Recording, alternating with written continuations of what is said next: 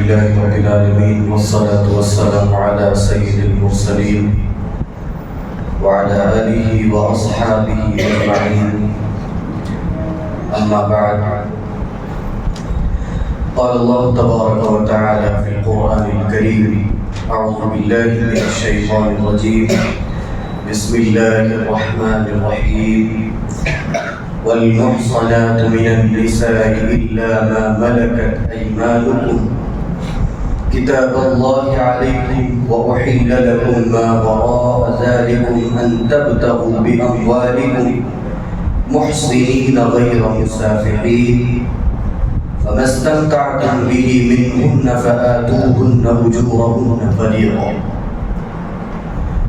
یہ 5ویں پارے کی تفسیر کا خلاصہ ہے. اللہ رب العالمین نے اس پارے کا آغاز جو ہے واو سے کیا، والمحصنات، یعنی لفظ اور کہہ کے اس پارے کی شروعات ہو رہی ہے. تو معلوم یہ ہوا کہ پہلے کوئی بات بیان کی جا چکی ہے اور اس کے بعد اللہ رب العالمین جو ہے 5ویں پارے کی شروعات کر رہا ہے. 5ویں پارے کی شروعات سے پہلے 4تھے پارے میں ہی اس کا آدھا کلام موجود ہے. تو گویا مکمل بات 4تھے پارے کے آخر سے شروع ہو رہی ہے. بات کا آغاز اور کلام کی شروعات جو ہے وہ 4تھے پارے کے آخر سے. اللہ رب العالمین نے یہ پوری لسٹ بیان کر دی کہ کس سے شادی کرنا چاہیے بلکہ کس سے نہیں کرنا چاہیے. یہ بیان کر دیا کہ کن کن لڑکیوں سے شادی جائز نہیں ہے، حرام.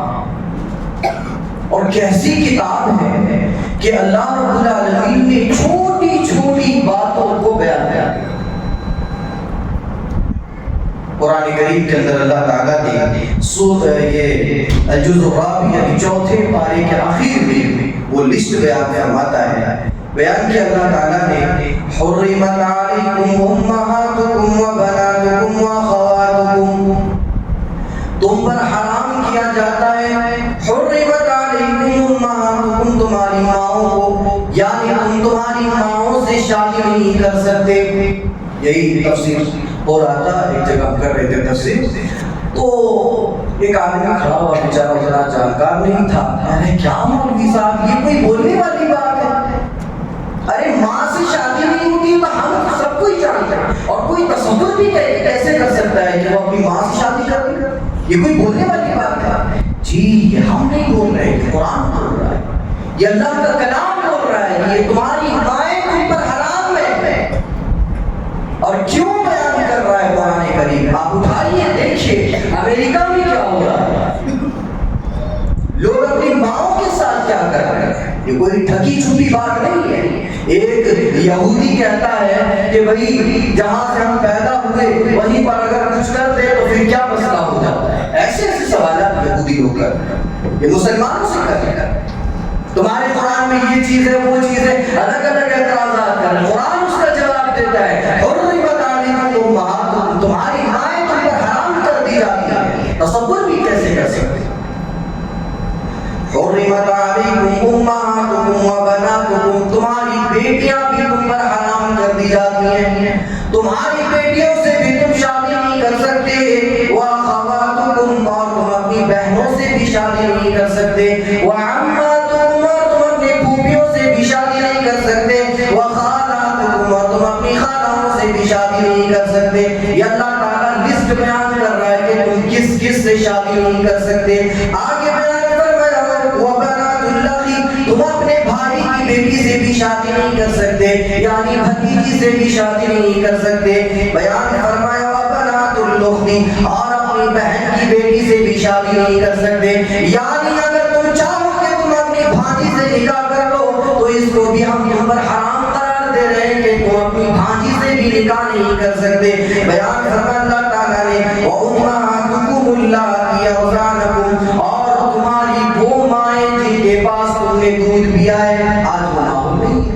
پہلے زمانے میں ہوتا تھا، اللہ کے نبی صلی اللہ علیہ وسلم کے زمانے میں، بلکہ جس سال اللہ کے نبی صلی اللہ علیہ وسلم پیدا ہوئے تھے اس سال کا معمول یہ تھا کہ لوگ اپنے بچوں کو داڑیوں کے حوالے کر دیتے تھے، اور اس کے وجوہات دو بتاتے ہیں مورخین۔ ایک تو ان کی زبان اچھی ہو جائے گی، گاؤں دیہات میں رہیں گے تو عربی جو ہے فصیح بولے گی، پہلی وجہ، اور دوسری وجہ یہ ہے کہ جس علاقے میں وہ لوگ رہا کرتے تھے اس میں وبائیں بہت پھیلتی تھی کہ ان کے بچے وباؤں سے، بیماریوں سے بچ جائیں، تو اسی لیے کیا کرتے تھے، اپنے بچوں کو دائیوں کے حوالے کر دیتے تھے، اور وہ دایا جو ہوتی تھی وہ لے جاتی تھی اس بچے کو اور پھر وہ اپنا دودھ پلاتی تھی۔ تو یہ چیز جو ہے رضاعی ماں کہلائے گی وہ۔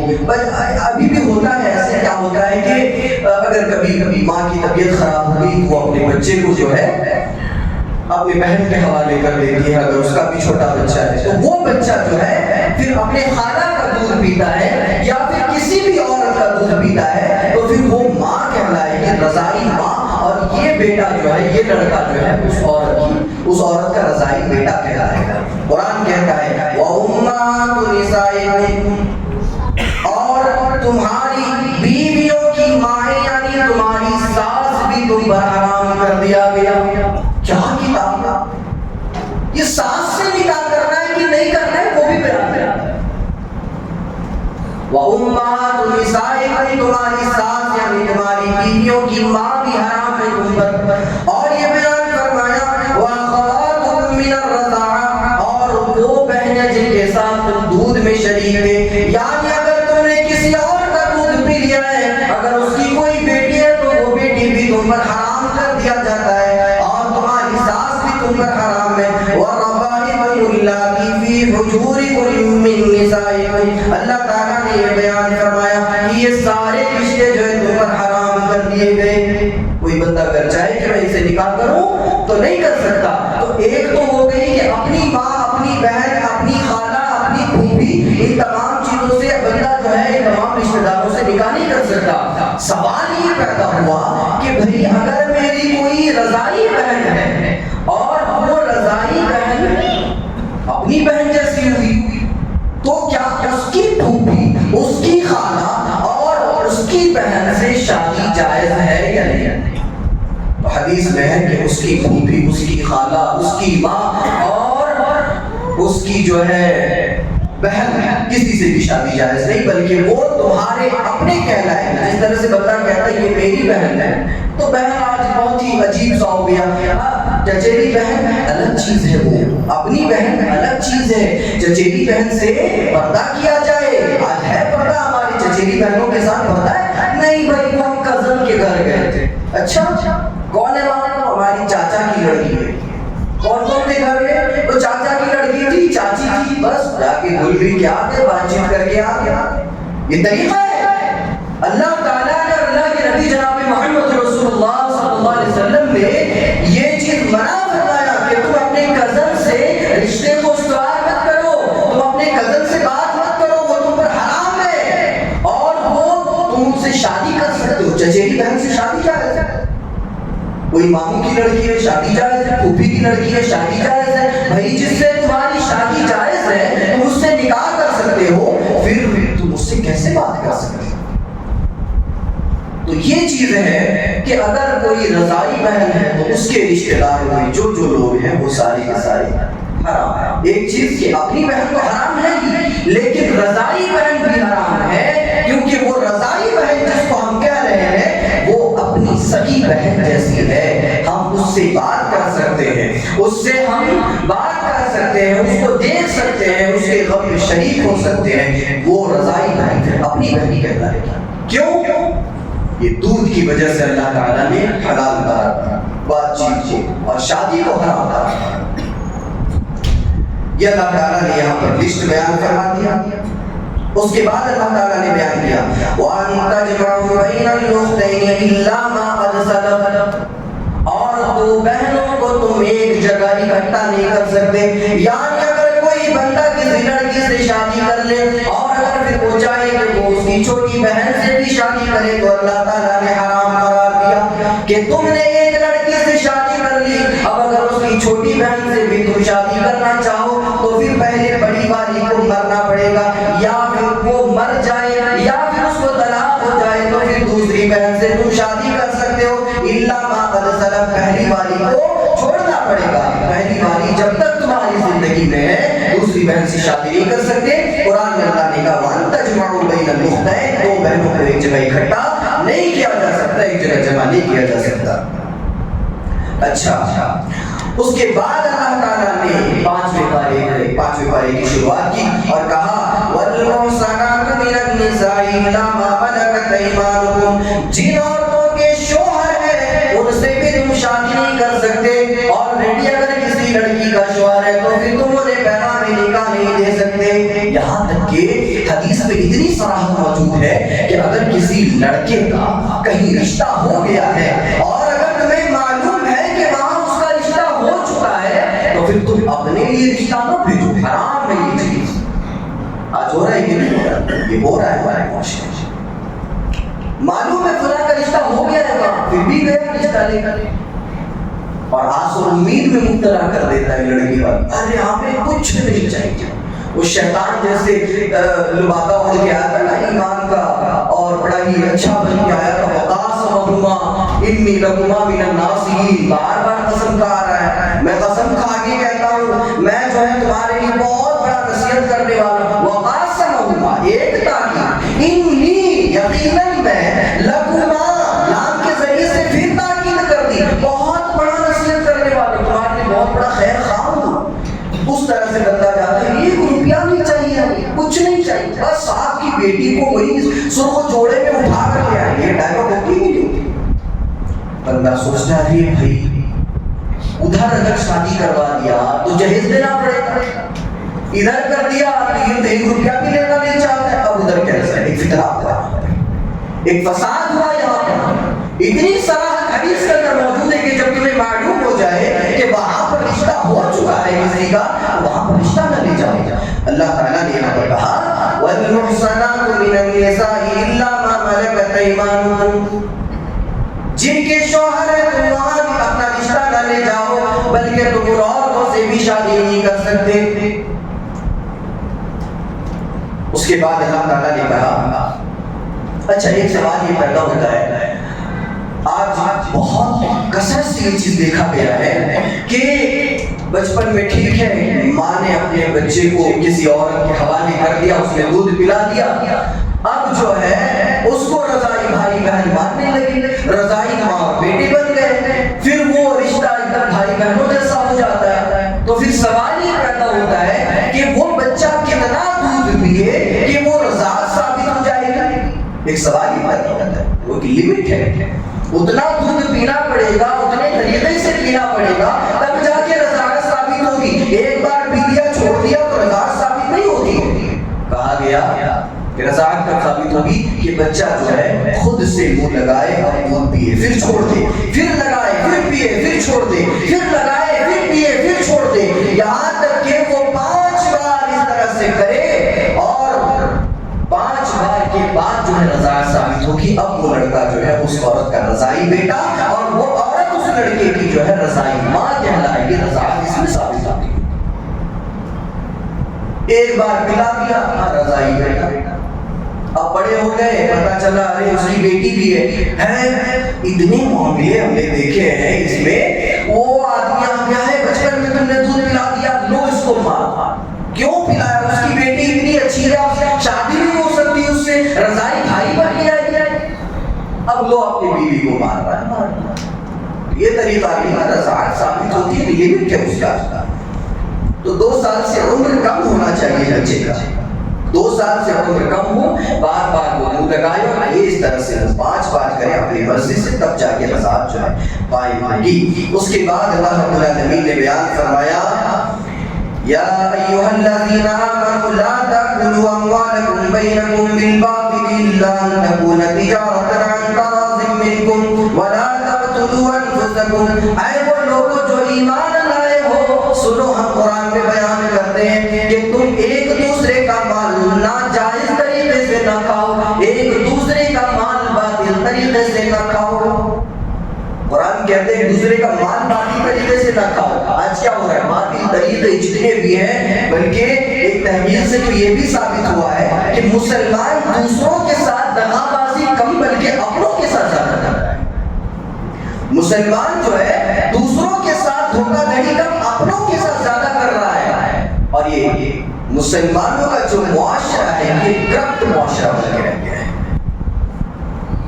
اپنوں کے ساتھ دھوکے بازی، اپنوں کو دھوکہ دے رہا ہے. قرآن کہتا ہے کہ تم ایک دوسرے کے مال کو ناجائز طریقے سے نہ کھاؤ. چلو مان لو میرا فون کا دکان ہے، موبائل کا دکان میں نے کھول لیا، ایک آدمی آیا آگے کہہ رہا ہے دیکھو بھائی یہ فون میں پرابلم ہو رہا ہے تھوڑا دیکھ دو. میں نے دیکھا، دیکھنے کے بعد میں نے کہا کہ بھائی یہ تو 150 میں کام ہو جائے گا. میں نے اس کو 500 بتا دیا. یہ باطل طریقے سے ایک دوسرے کا مال کھانا ہوا. ارے بھائی آپ اگر کوئی 150 میں کام ہونے والا ہے، چلو آپ 20-30 روپیہ بڑھا دیے، 50 روپیہ بڑھا دیے، پورا 300 350 400 روپیہ بڑھا رہا. تو یہ باطل طریقے سے کھانا ہوا. چوری کر کے کھانا، کسی کے مال کو چرا لیا، ڈاکہ ڈال دیا کسی کے مال میں، باطل طریقے سے کھانا ہوا. اور دھوکہ دے کے اور کسی کو بلیک میل کر کے اس سے پیسے ہڑپ رہا کھا رہا، یہ بھی باطل طریقے سے کھانا ہوا.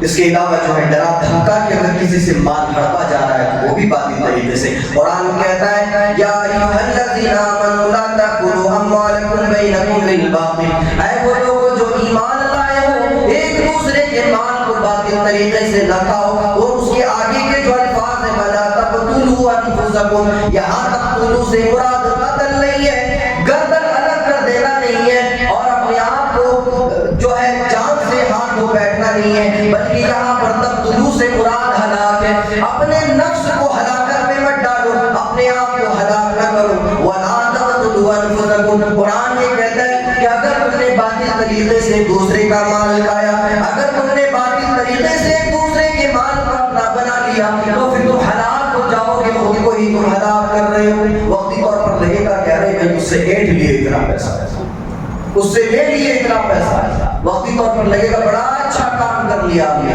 قرآن کہتا ہے کہ تم نے اچھا کام نہیں بلکہ تم نے اپنے آپ کو ہلاک کر لیا. اور اس کے بعد میں اللہ تعالیٰ نے کہا ان اللہ کان بکم رحیما. یہ آج جمعہ میں جو لوگ تھے ان کو معلوم ہے کہ کیا خطاب ہوا تھا.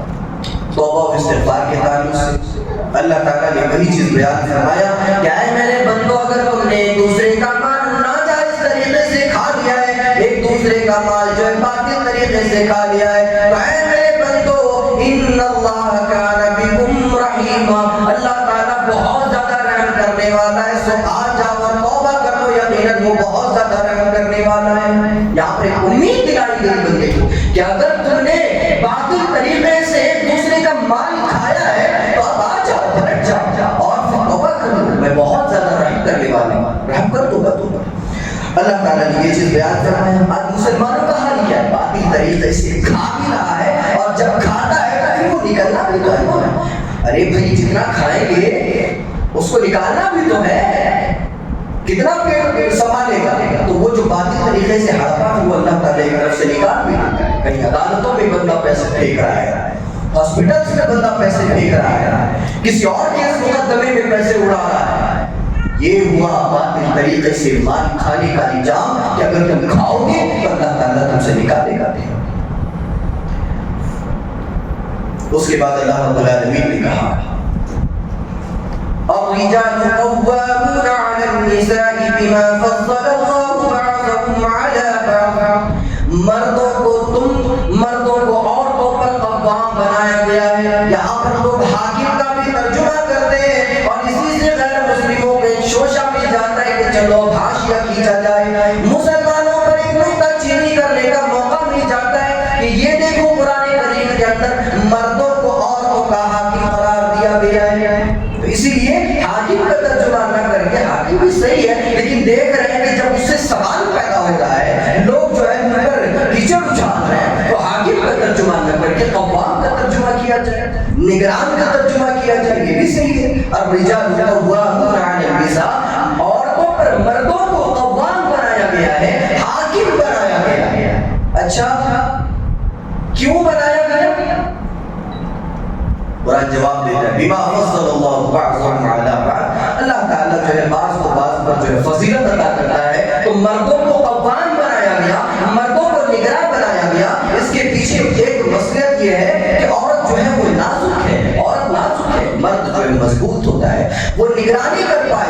نگہبانی کر پائے گا، اور وہ قوام کے پوسٹ پر بہترین جو ہے وہ کیا کہتے ہیں اپنا فریضہ جو ہے وہ ادا کر پائے گا۔ تو اللہ تعالیٰ نے اس لیے مرد کو قوام بنایا، اور مرد کو قوام بنانے کی دوسری وجہ یہ ہے کہ یہ پیسہ خرچ کرتا ہے۔ آگے اللہ نے کہا وَبِمَا أَنفَقُوا مِنْ أَمْوَالِهِمْ، مردوں کو ہم نے قوام اس لیے بنایا کہ یہ جو ہے پیسہ خرچ کرتے ہیں۔ اچھا، اب سوال یہ پیدا ہوتا ہے کہ نہیں مولانا بہت سارے گھروں میں تو عورتیں حاکم بن کے بیٹھی ہیں، وہاں تو ہم مردوں کی چلتی نہیں، وہاں ہماری عورتیں حکومت کر رہی ہیں۔ سوال یہ پیدا ہوتا ہے، دیکھیے کتنے گھر ایسے ہیں جہاں پر عورتیں حکومت کر رہی ہیں، جہاں پر عورتوں کی حکومت ہے، مردوں کی وہاں ایک نہیں چلتی، عورت جو کہے گی وہی ہوئی۔ اس کا علاج کیا ہے؟ اللہ تعالیٰ نے قرآن کریم کے اندر جو بیان فرمایا کہ اے مردوں ہم نے تمہیں قوام بنایا اس لیے کہ تم پیسہ خرچ کرتے ہو، تم پیسہ خرچ کرتے ہو اس لیے ہم نے تمہیں قوام بنایا۔ ارے جب تم اپنی بیوی کو لے آؤ گے اپنے گھر، اور جب تم نے اپنی بیوی کو اپنے گھر لے آیا تو تم نے کیا کیا؟ پیسہ خرچ کم کیا، 15-20 ہزار روپے اس کو مہر دیے، اور پھر 2 لاکھ روپے کا جہیز لے کر آیا، تو خرچہ تو لڑکی کا ہوا، لڑکے کا نہیں ہوا۔ اب جب لڑکی کا خرچہ ہوا تو حاکم اور قوام تو وہی بنے گی نا، حاکم اللہ تعالیٰ نے اس کو بنا دیا، اب حکومت اسی کی چلی جائے، تمہاری نہیں چلے گی، اس لیے کہ قوام اور حاکم ہے جو پیسہ خرچ کرے۔ اسی لیے یہ جہیز کی رسم کو ختم کیا جائے، جہیز نہ لیا جائے۔ بعض لوگ کہتے ہیں نہیں ہم مانگ نہیں رہے ہیں، وہ تو لڑکی والے دے رہے ہیں، وہ لڑکی والے دے رہے ہیں، ایسے ہی وہ اپنی بیٹی کو دے رہے ہیں، ہمیں تھوڑی دے رہے ہیں، ڈائلاگ آتے ہیں ہمیں تھوڑی دے رہے ہیں۔ ارے بھائی واشنگ مشین دیں گے تو لڑکی ہی تو کپڑا دھوتی ہے، بیوی ہی تو کپڑا دھوتی ہے، سہولت اس کے لیے ہو جائے گی۔ اچھا اگر اے سی دے دیا جائے، اسی کی بیٹی سوئے گی، میرا کیا ہے؟ میں تو ایسے سو کے آتی ہوں پنکھے کے نیچے، میرا کیا ہے؟ ایسے سو گا۔ اگر وہ سامان رکھنے کا بڑا سا الماری دے دے، اسی کے تو کپڑے رہے، میں تو ایسے ہینگر میں لٹکا دوں گا۔ ہوتے کہ ایسے ہوتے ہیں، یہ نہ کیا جائے، یہ بہانے ہیں، یہ چور دروازے ہیں جہیز کو اینٹنے کے لیے، تو جہیز کو نہ اینٹے، اللہ تعالیٰ آپ کو حاکم بنا دے گا۔ اچھا جو کنوارے بیٹھے ہیں، جن کی شادیاں ہو گئی ہیں، چھوڑو بھائی ان کا کیا ہے، جو کنوارے بیٹھے ہیں وہ آج یہ فیصلہ کر کے جائیں کہ جہیز نہیں لیں،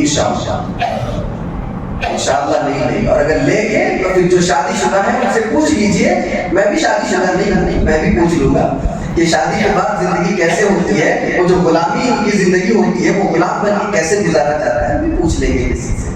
یا پھر اگر ہمیں تو نہیں معلوم کون کیسے رہتا ہے اپنے گھر میں، اگر کوئی ایسے ہے تو آ جائیے گا، ہمیں بتا دیجیے گا۔ قرآن کہتا ہے الرجال قوامون علی النساء، ہم نے مردوں کو عورتوں پر فوقیت عطا فرمائی، مردوں کو جو ہے قوام بنایا، عورتوں کو قوام نہیں بنایا۔ اس کے بعد اللہ تعالیٰ نے کہا عورتوں کی جو ہے خصوصیات بتائی، نیک عورتوں کی صفات بتائی۔ نیک عورتیں کون ہیں؟ قرآن کہتا ہے فالصالحات، نیک عورتیں وہ ہیں قانتات، جو اپنی حفاظت کرتی ہیں اور جو ہے وہ اپنے شوہروں کی فرما برداری کرتی ہیں، حافظات للغیب بما حفظ اللہ، حفاظت الہی نگہداشت رکھنے والی ہیں، یعنی جب ان کا شوہر گھر سے نکل جائے، ان کا شوہر گھر سے باہر چلا جائے تو وہ اپنی عزت کی حفاظت کرتی ہے۔ یہ نیک عورتوں کی اللہ تعالیٰ نے صفات بتائی ہے۔ اچھا نیک عورتوں کی صفات میں اللہ تعالیٰ نے 2 چیزیں بتائی، ایک تو وہ اپنے شوہر کی فرما بردار ہوتی ہے، اور دوسری چیز جو بیان فرمایا وہ یہ کہ وہ اپنی عزت کی حفاظت کرتی ہے۔ ماشاءاللہ مسلمانوں کے معاشرے میں عزت کو لے کر اکثریت جو ہے 95% میرے خیال سے میں یہ کہہ سکتا ہوں کہ 95% جو ہے لوگ اپنی عزت کی حفاظت کرتے ہیں، لیکن جہاں تک فرما برداری کی بات ہے کہ اپنے شوہر کی فرما برداری کی جائے، عورتیں کسی میں کچے پڑ جاتے ہیں، پھیکے پڑ جاتے ہیں، یہ بھی نہیں ہوتا ہے۔ بھئی اپنے شوہر کی اطاعت کی جائے، کہیں اذانوں کی تو سحری نہ ہے، جی نہیں، یہ ہم قرآن حدیث کی بات بتا رہے ہیں، خود سے نہیں بتا رہے ہیں۔ تو اپنے شوہروں کی جو ہے اطاعت اور فرما برداری کی جائے، جی۔ اس کے بعد اللہ تعالیٰ نے کہا واللاتی تخافون نشوزهن فاعظوهن واهجروهن فی المضاجع واضربوهن، اگر پھر جو ہے لڑائی جھگڑا ہو جائے، جو دونوں میں بحث مباحثہ ہو جائے، دونوں میں تو میں ہو جائے، دونوں میں جھگڑا ہو جائے، قرآن کہتا ہے کہ تم گھر سے نکل جاؤ. مردوں سے کہا کہ تم گھر سے نکل جاؤ. مردوں سے کیوں کہا؟ اس لیے کہ مردوں کا خون تھوڑا گرم ہوتا ہے، ابھی غصہ ہو جائے کہ ہاتھ ہاتھ کہا کہ تم گھر سے نکل جاؤ. اور مردوں کو حکم دیا گیا. آج اس کے خلاف کیا ہوتا ہے؟ تو نکل جا اپنے بھائی کو فون کر، اس کو بلا، ابھی اسی وقت نکل. یہ ہوتے ہیں کہ ڈائریکٹ بازی، یہ بھی ہوتا ہے. بیوی کو نکالنے کا کھلے ہوئے رہتے ہیں، تو جا کر، جب تک میں نہ کہوں، میں نہ فون کروں، تب تک تو یہاں نہیں آئے. یہ ساری چیزیں قرآن مردوں سے کہتا ہے تم نکلو. اس کو نکال کے کیا کرو گے؟ تم نکلو گھر سے. اور یہ بھی قرآن نے بیان کر دیا کہ اگر تمہیں ڈر ہے کہ تمہاری بیوی نافرمانی کرے گی یا بددماغ ہو جا رہی ہے اور وہ تمہاری نافرمانی کر رہی ہے، تو پھر قرآن نے کہا کہ وَاللَّاتِي تَخَافُونَ نُشُوزَهُنَّ فَعِظُوهُنَّ.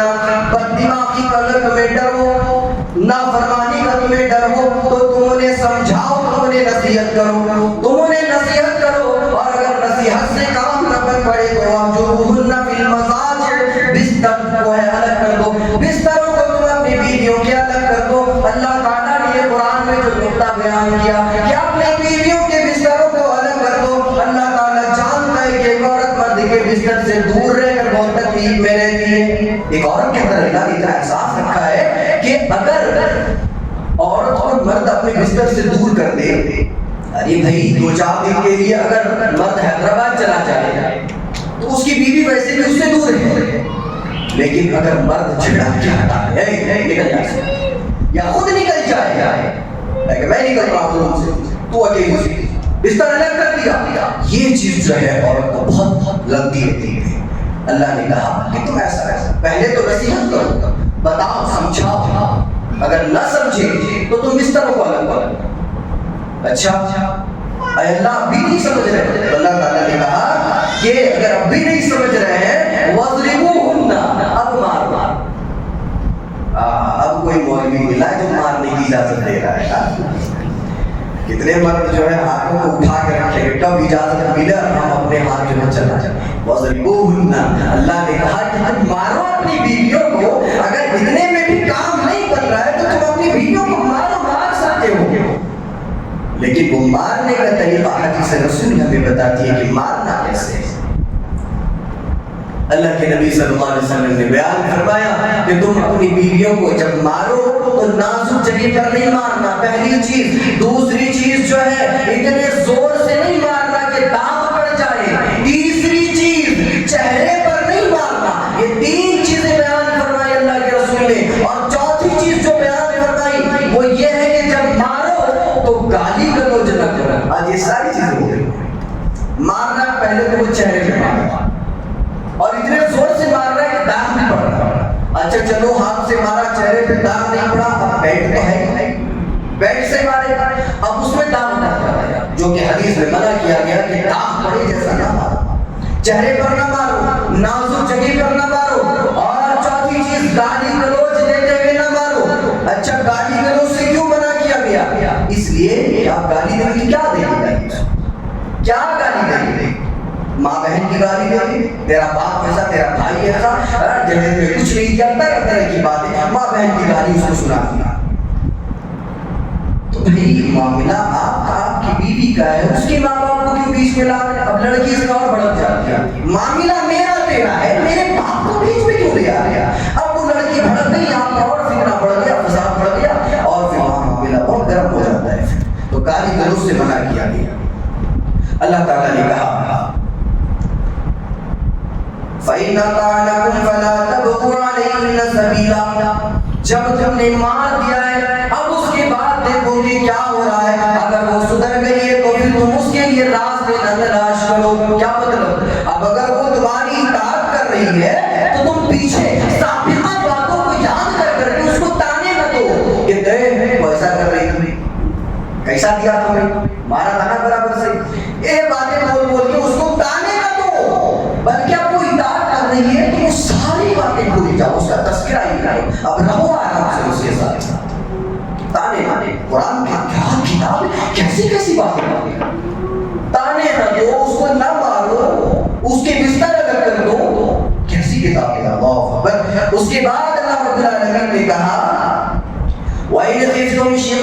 بينهما فبعثوا حكما من أهله وحكما من أهلها إن يريدا إصلاحا يوفق الله بينهما إن الله كان عليما خبيرا. اللہ تعالیٰ نے یہ کہا کہ اگر مار کے بعد بھی وہ نہ سدھرے، مار کے بعد بھی وہ تمہاری نافرمانی کر رہی ہے، تو پھر کیا کرنا ہے؟ ڈائریکٹ طلاق نہیں دے دینا ہے. آج معمولی باتوں پہ طلاق ہو رہی ہے، یہاں تک کہ معلوم یہ بھی ہوا ہے کہ سالن میں نمک بڑھ گیا تو طلاق بات ہو گئی. یہ لوگ ایسے بھی معاملات مسلمانوں کے ساتھ، سالن میں نمک ہو گیا طلاق طلاق طلاق، اور طلاق دینے کا طریقہ بھی غلط ہے. طلاق دے دیا غلط طریقے سے دیا اور اس کو بھگا دیا، جاؤ جاؤ اپنے مہکے میں رہنے. صحیح نہیں. اب کیا کرنا ہے؟ جب وہ تمہاری نافرمانی کر رہی ہے، مارنے کے بعد بھی وہ نہیں کر رہی ہے، تو قرآن کیا کہتا ہے؟ اب طلاق دے دیا جائے؟ نہیں، بلکہ تم اپنی طرف سے ایک حکم کو لے لو، لڑکی والوں کی طرف سے ایک حکم کو لے لو. اور کہا حکم کیسا لینا ہے وہ بھی قرآن بتاتا ہے. قرآن کہتا ہے کہ حکم ایسے لو کہ وہ جو دونوں حکم ہے وہ تمہارے دونوں کے درمیان اصلاح پیدا کرنے کی کوشش کرے. چلو بھائی طلاق کا مسئلہ ہو رہا ہے، یہ ہو رہا ہے، حکم لاتے ہیں لڑکی والوں کی طرف سے، ادھر لڑکے والوں کی طرف سے. اب اس میں سے چلو ایک حکم اچھا ہے اور ایک حکم اس میں سے ایسا نکل جاتا ہے، بعض دفعہ مرچی لگاتا ہے اور آگ لگاتا ہے. چلو بھائی اور ادھر ادھر کی باتیں، طرح طرح کی باتیں، یہ نہیں ہونا چاہیے، وہ نہیں ہونا چاہیے. اللہ نے کہا کہ یہ مرچی لگانے والے حکم نہ لے آؤ، بلکہ اسلام پیدا کرنے والے لے آؤ. جی اچھا اب وہ بات کریں گے. اور اس کے بعد کا جو ٹکڑا ہے، وہ جو حکم بنے گا، حکمین کے لیے وہ ٹکڑا، کہا کہ ان اللہ کان علیما خبیرا. سنو، یقیناً اللہ تعالیٰ بہت بڑا حکیم اور خبر رکھنے والا ہے کہ اگر تم دونوں حکم مل کر جو فیصلہ کر رہے ہو، جو تم قاضی بن کر جو تم باتیں بیان کر رہے ہو، یاد رہے کہ اللہ تعالیٰ بڑی حکمت والا اور خبر رکھنے والا ہے. سوچ سمجھ کر فیصلہ کرنا، اس لیے کہ ہم جانتے ہیں کس کی غلطی ہے، کون کیسا ہے. ہم جانتے ہیں، فیصلہ کرنے سے پہلے سوچ لینا، سمجھ لینا. یہ حکمین کہیں گے. اللہ تعالیٰ نے کہا اب لاکھ کوشش کے بعد بھی جب کچھ نہ ہو پائے، جب حکمین بات کر لیے، آگ لگ گئی ہے، اب طلاق دینا ہی ہے، تو طلاق کا پروسیس کیا ہے، طلاق کیسے دینا.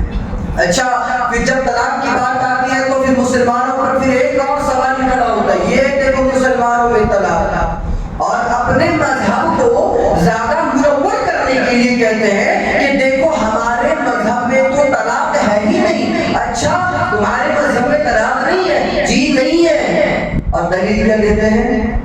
سنسکرت میں طلاق کا لفظ ہے ہی نہیں، ہندی میں طلاق کا لفظ ہے ہی نہیں. یہ باتیں ہوتی ہیں. طلاق جو ہے یہ ایمرجنسی چینج ہے. جیسے کہ ٹرین میں ہم سفر کرتے ہیں تو ٹرین میں سفر کرتے وقت جو ایک ایمرجنسی چینج ہوتا ہے کہ بندہ ایمرجنسی میں اس کو کھینچے تو اسی کا فائدہ ہوگا. قرآن کریم طلاق کا ایک ایمرجنسی چینج کہتا ہے کہ اگر کوئی معاملہ ہو جائے، کوئی مسئلہ ہو جائے، ذہن تمہارا مل نہیں رہا ہے، زندگی گزارنا جو ہے عجیب بن کے رہ گیا ہے اور بڑی مشکلات تمہارے سامنے ہیں، نہیں ہو رہا ہے، تو اب تم طلاق دے سکتے ہو اور تم دونوں الگ الگ ہو سکتے ہو. یہ جو ہے ایمرجنسی چینج ہے. یہ کوئی ضروری نہیں کہ تھوڑی تھوڑی بات میں طلاق دیں. جی وَاضْرِبُوهُنَّ کی تھوڑی سی میں تفصیل کر دوں. اللہ کے نبی جناب محمد رسول اللہ صلی اللہ علیہ وسلم کے زمانے میں اللہ کے نبی جناب محمد رسول اللہ صلی اللہ علیہ وسلم نے کہا وَاضْرِبُوهُنَّ. قرآن کی آیت جب نازل ہوئی، صحابہ بھی بڑے دن سے تیار تھے کہ پریشان تھے. اب چلو وَاضْرِبُوهُنَّ سن لیا، مارنے کی بات جہاں سے آ گئی، صحابہ لے دبا مارنے لگے اپنی بیوی. صحابہ جو ہے اپنی بیویوں کو مارنے لگے. اب وہ جو صحابیات کے کریمات ہیں وہ اللہ کے نبی کے پاس آئیں، اے اللہ کے نبی یہ کیا بات ہے؟ صحابہ کرام، آپ کے اصحاب جو ہمارے شوہر جو ہے وہ ہمیں مار رہے ہیں اور اتنا مار رہے ہیں کہ ہم پریشان ہو گئے ہیں، اے اللہ کے نبی کچھ کیجیے. تو اللہ کے نبی صلی اللہ علیہ وسلم نے کہا کہ اپنی بیویوں کو نہ مارنا. بیویوں کو مارنا یہ کوئی بہادری کی بات نہیں ہے، بیویوں سے حسن سلوک کے ساتھ رہنا. چلو بھائی اللہ نے عورتوں کو ناقص العقل بنایا ہے، ناقص العقل بنایا ہے، چھوڑ دو. اگر کوئی ایسی ویسی بات ہو تو چھوڑ دو، بات کر تو اللہ تعالیٰ معافی پر بھی تو اجر دیتا ہے، ثواب دیتا ہے. تو یہ چیز ہے. اللہ تعالیٰ نے کہا کہ طلاق دینا ہے تو کیسے دینا؟ اچھا طلاق کے اوپر پھر میڈیا کا جو سوال کھڑا ہوتا ہے، یہ دیکھو مسلمانوں میں 3 طلاق ہے، ایسا ہے ویسا ہے، طلاق کے بعد لڑکی کہاں جائے گی، ڈیورس کے بعد لڑکی جو ہے بیار و مددگار ہو جائے گی۔ تو ابھی ہم نے بتایا کہ طلاق جو ہے یہ ایک ایمرجنسی چین ہے، یہ کوئی ضروری نہیں ہے کہ طلاق دیا جائے، بلکہ ایمرجنسی چین ہے، بہت زیادہ سخت ضرورت ہو تب دیا جائے۔ اللہ تعالیٰ نے اس کے بعد بیان فرمایا یا ایھا الذین آمنوا لا تقربوا الصلاۃ وانتم سکارى، اے وہ لوگ جو ایمان لائے تم نماز کے قریب بھی نہ آنا جب تم نشے کی حالت میں، نشے کی حالت میں جب بندہ رہے تو نماز کے قریب آنے سے منع کیا۔ کیوں؟ اس لیے کہ نشے کی حالت میں رہے گا دماغ حاضر نہیں رہے گا، اس لیے دماغ کی عدم موجودگی کی وجہ سے اللہ تعالیٰ نے نشے کی حالت میں نماز کے قریب آنے سے منع کر دیا۔ یہاں ہم نشے کی حالت میں نہیں رہتے ہیں پھر بھی ہمارا دماغ حاضر نہیں رہتا، ہم نشے کی حالت میں نہیں رہتے ہیں۔ ماشاءاللہ مسلمان کہاں شراب پیتے ہیں؟ کوئی ہوگا ایک دو معاشرے میں اگر نکل جائے مشکل سے تو، ورنہ مسلمانوں کی اکثریت شراب نہیں پیتی۔ سب لوگ حشاش بشاش ہوش و حواس رکھتے ہوئے بالکل تر و تازہ رہتے ہوئے مسجد آتے ہیں، نہ نشے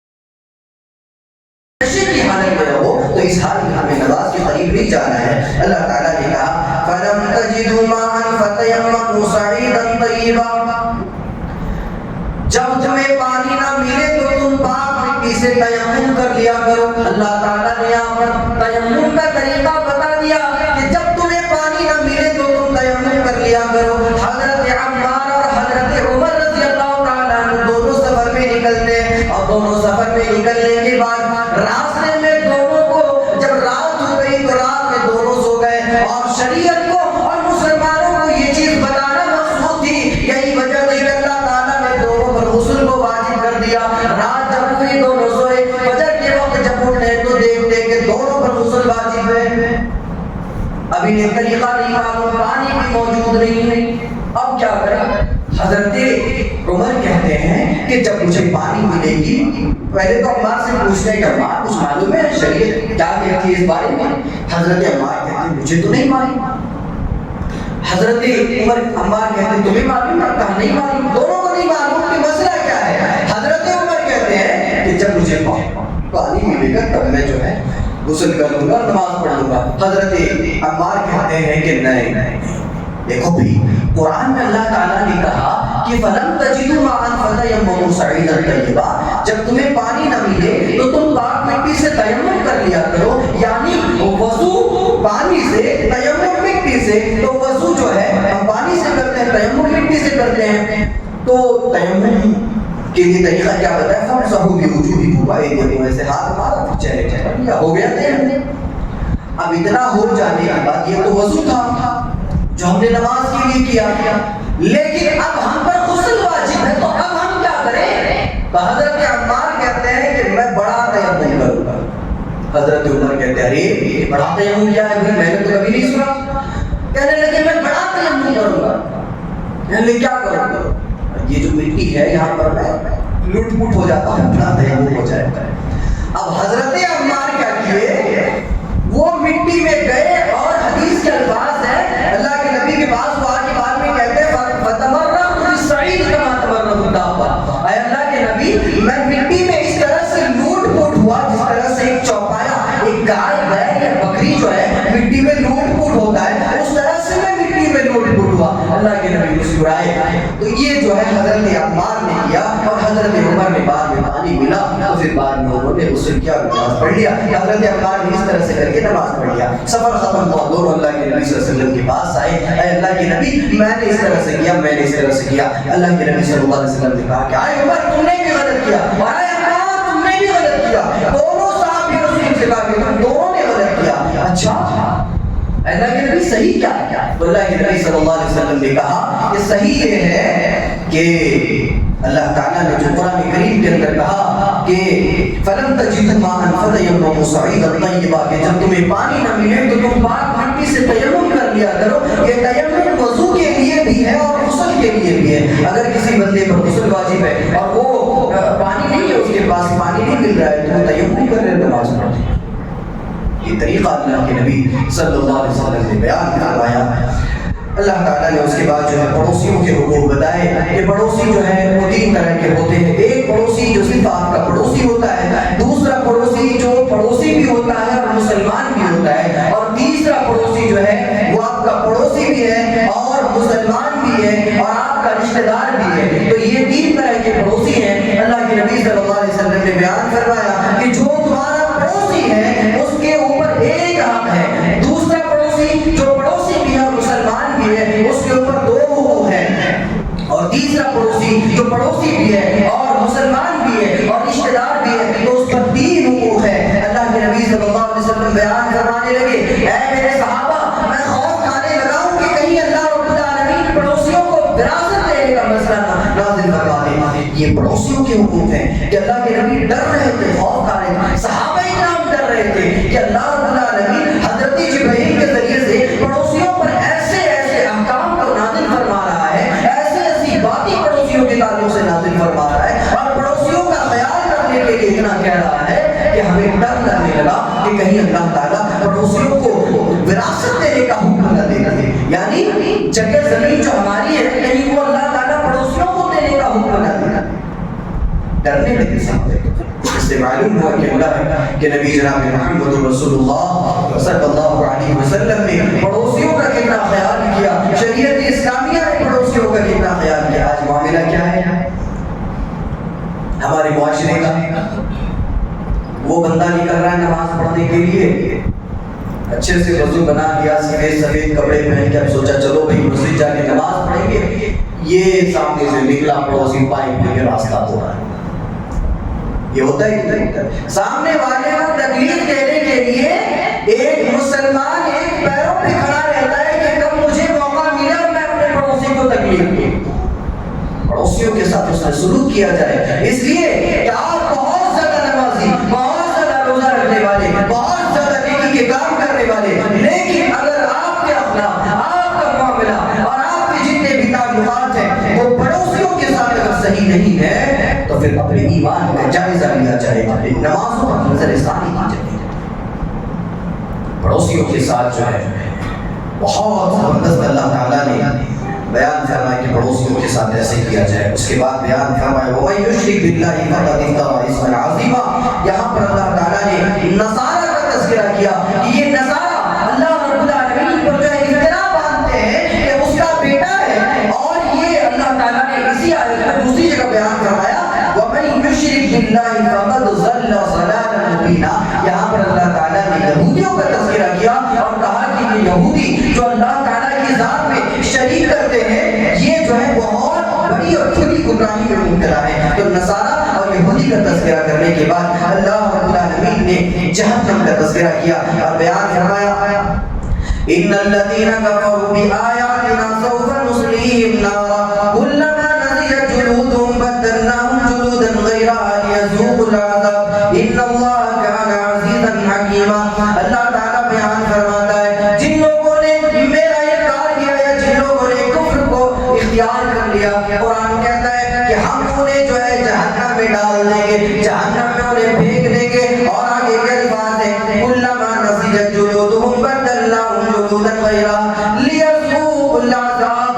اللہ تعالیٰ نے بیان فرمایا کہ ہم جب انہیں جہنم میں پھینک دیں گے، جہنم میں ڈال دیں گے، تو پھر ان کا جو جلد ہے، ان کی جو ساخت ہے، ان کا جو چمڑا ہے، وہ چمڑا جل کر ختم ہو جائے گا. اور جب وہ چمڑا جل کر ختم ہو جائے گا تو ہم ان کے ساتھ ان کے جسم پر دوسرا چمڑا چڑھا دیں گے، وہ بھی جل کر ختم ہو جائے گا. تیسرا چمڑا چڑھا دیں گے، وہ بھی جل کر ختم ہو جائے گا. چوتھا چمڑا چڑھا دیں گے، چوتھی جلد چڑھا دیں گے، چوتھا ساخت چڑھا دیں گے. یہ آیت کریمہ یہ بتلاتی ہے کہ اے وہ لوگوں جو انکار کر رہے ہو اللہ کا، اور اے وہ لوگوں جو اللہ کے فرامین پر عمل نہیں کر رہے ہو، اس آیت کریمہ پر اپنی نظروں کو دوڑاؤ اور دیکھو کہ اللہ کیا بیان کر رہا ہے.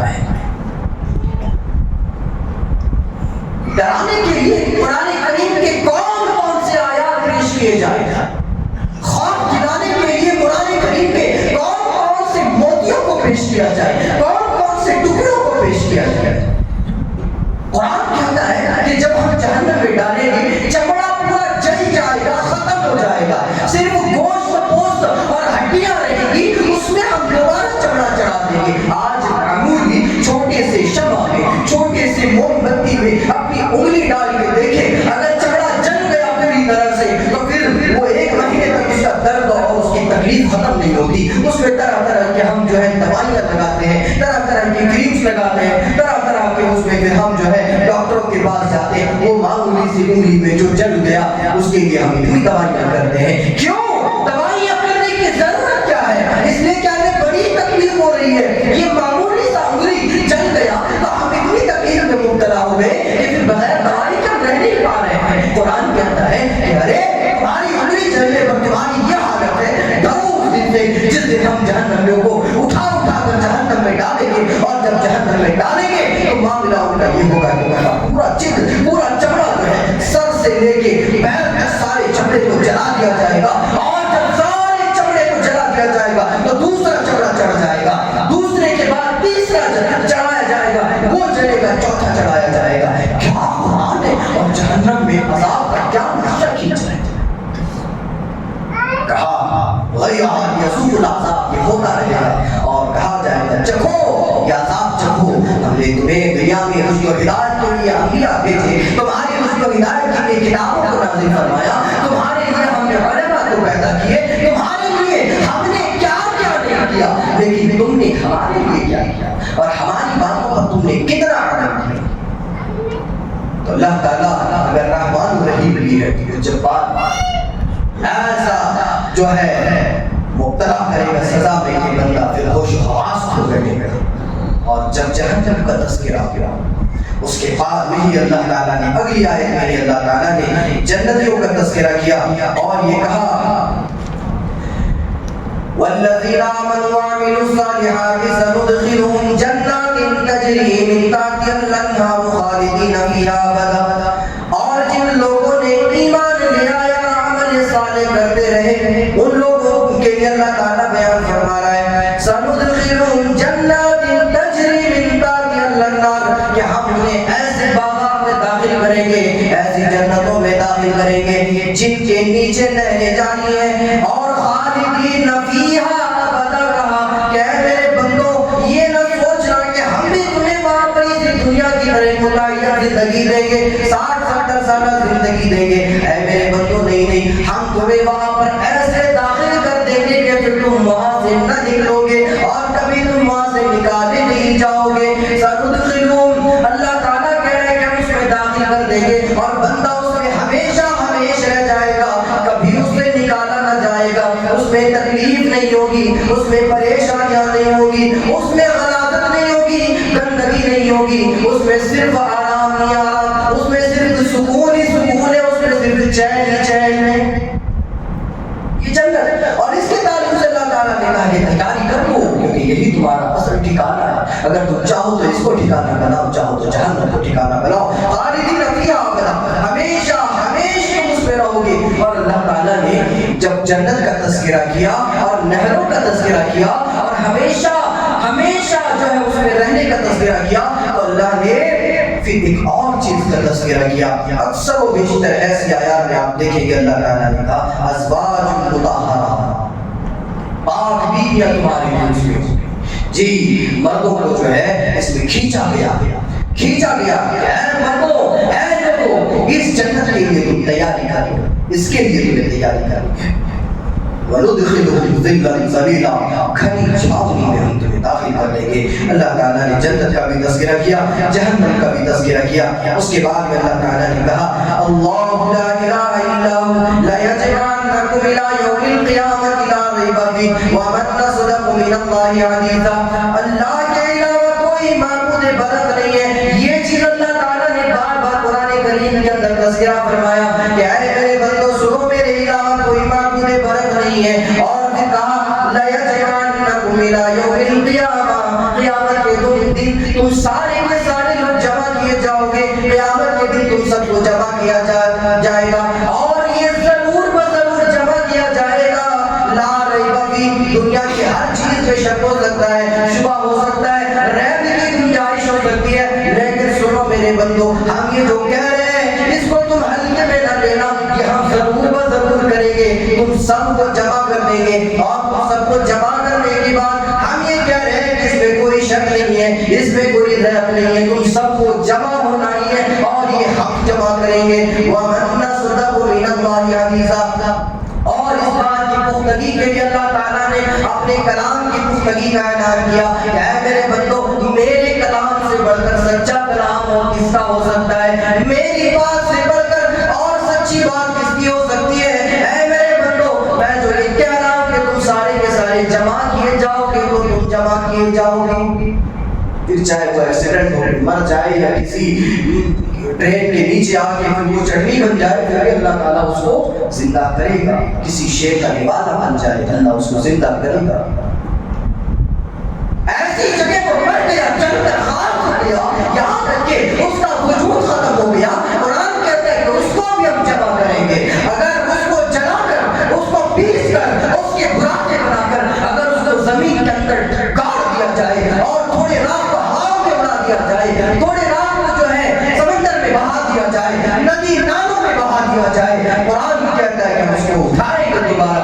بنی اسرائیل کا واقعہ امام بخاری رحمۃ اللہ علیہ نے اس کو صحیح بخاری کے اندر نقل فرمایا کہ بنی اسرائیل کے ایک آدمی تھا، اس نے آیا اور آنے کے بعد اپنے بچوں کو جمع کیا، کہا کہ اے میرے بچوں جب میں مر جاؤں تو ایک کام کرنا، مجھے زمین میں دفن نہ کرنا بلکہ مجھے جلا دینا، اور وہ جو راکھ ہے اس راکھ کو تھوڑا سمندر میں بہا دینا، تھوڑا ندی نالوں میں ڈال دینا، تھوڑا زمین میں دفن کر دینا۔ اور جب وہ آدمی مر گیا تو اس کے بچوں نے اپنے باپ کی وصیت کے مطابق ایسے کی۔ تب اس کے بچوں نے پوچھا اے ابو آپ ایسا حکم کیوں دے رہے ہیں، آپ یہ کیوں کہہ رہے ہیں کہ ہم آپ کو اس طرح سے کریں؟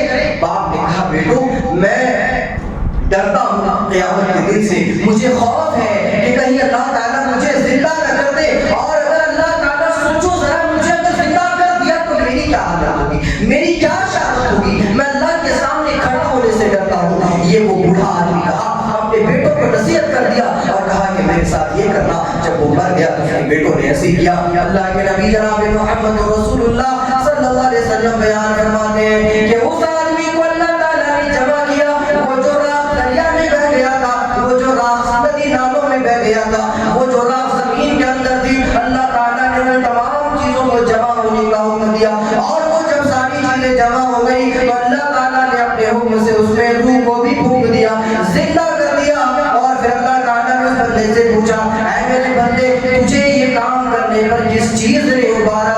وہ آدمی کہتا ہے اے اللہ تیرے ڈر سے، تیرے خوف سے، قیامت کے دن سے میں نے ایسا کیا ہے، مجھے ڈر تھا کہ میں تیرے سامنے اگر حاضر ہو جاؤں تو میری کیا حالت ہوگی۔ اللہ تعالیٰ نے اس کو معاف کر دیا۔ جی اللہ تعالیٰ نے اس کو معاف کر دیا۔ کیوں معاف کیا معلوم ہے؟ وہ ڈرتا تھا اللہ سے، خوف کھاتا تھا، اور جو اللہ تعالیٰ کے سامنے کھڑا ہونے سے ڈر جائے پھر وہ کامیاب ہو گیا۔ اب اس واقعے سے کوئی یہ استدلال نہ کرے کہ ہم بھی بوڑھے ہو جائیں کہ اپنے بچوں کو کہیں کہ ہمیں بھی چلا جانا، ایسا نہیں ہوتا ہے۔ پھر آدمی جو ہے سوچتا ہے کہ نہیں ابھی تو زندگی ہے، ابھی ہم یہ کریں گے وہ کریں گے، یہ ساری چیزیں کرنے کے بعد جو ہے ہم آگے بڑھیں گے۔ اللہ تعالیٰ نے کہا وَلَأُزِلَّنَّهُمْ وَلَأُمَنِّيَنَّهُمْ، قرآن میں شیطان کے کرتوت، اس کے کارناموں کا تذکرہ اللہ تعالیٰ نے کہا کہ وَلَأُزِلَّنَّهُمْ، قرآن کہتا ہے کہ شیطان کا جو ہے اس کے الفاظ کو قرآن نے نقل کیا۔ شیطان کیا کہہ رہا ہے اللہ سے، اے اللہ میں تیرے بندوں کو ضرور پر ضرور گمراہ کروں گا، وَلَأُمَنِّيَنَّهُمْ، اور میں انہیں جو ہے آرزو امید میں رکھوں گا، آرزو کی رسی میں باندھ دوں گا۔ اچھا پھر شیطان نے کیا کیا؟ بندوں کو گمراہ بھی کیا، اور وَلَأُمَنِّيَنَّهُمْ، اس نے پھر امید کی رسی میں بھی بندوں کو باندھ دیا۔ کیسے باندھا؟ آج دیکھیے چاروں طرف سارے لوگ آرزو کی زندگی گزار رہے ہیں، جتنے لوگ ہیں، مسلمان ہیں مسلمان آرزو میں، یہودی ہے یہودی آرزو میں، نصارہ ہے نصارہ آرزو میں، ہندو ہے ہندو آرزو میں۔ اچھا کیسے آرزو میں؟ مسلمان اس آرزو میں کہ ہم تو سید خاندان سے ہیں جی، ہمیں تو اللہ کے نبی بچا لے۔ اچھا یہاں پر اللہ کے نبی اپنی بیٹی سے کہہ رہے ہیں اے میری بیٹی فاطمہ، یا فاطمہ محمد انقذی نفسک من النار لا اغنی عنک